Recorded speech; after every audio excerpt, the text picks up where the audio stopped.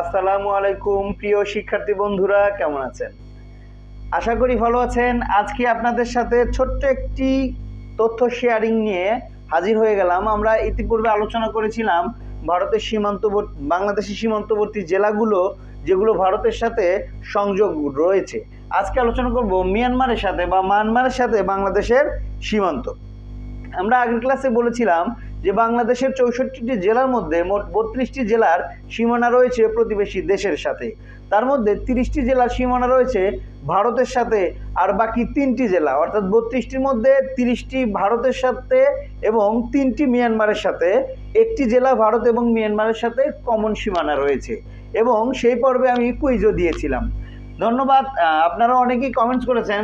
তা আজকের আলোচনা মিয়ানমারের সাথে বাংলাদেশের মোট সীমান্ত রয়েছে প্রায় 280 কিলোমিটার। এটি মাধ্যমিক ভূগোল বই থেকে এই তথ্যটি নেওয়া হয়েছে। মিয়ানমারের সাথে বাংলাদেশের সীমান্তবর্তী জেলা মোট 3টি, ভারতের সাথে 30টি, মিয়ানমারের সাথে 3টি।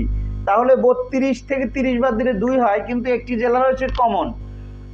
যে 3টি জেলা মিয়ানমারের সাথে বাংলাদেশের সীমানা রয়েছে তা হচ্ছে রাঙ্গামাটি, বান্দরবান এবং কক্সবাজার।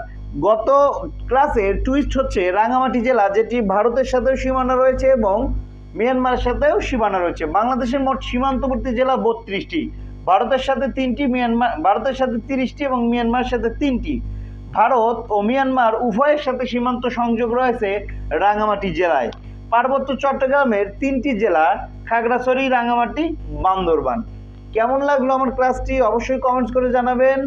এবং আজকের ক্লাসের একটি কুইজ আপনাদের দিয়ে দেবো, সেটা হচ্ছে বাংলাদেশ এবং মিয়ানমারের সীমান্ত আমরা পড়লাম। আপনাদের কমেন্টস করে জানাতে হবে বাংলাদেশ এবং মিয়ানমারের মধ্যকার নদী কোনটি। অবশ্যই কমেন্টস করে জানাবেন এবং ফেসবুকে আমার পেজটি ফলো করতে ভুলবেন না। ধন্যবাদ সবাইকে আমার সাথে থাকার জন্য।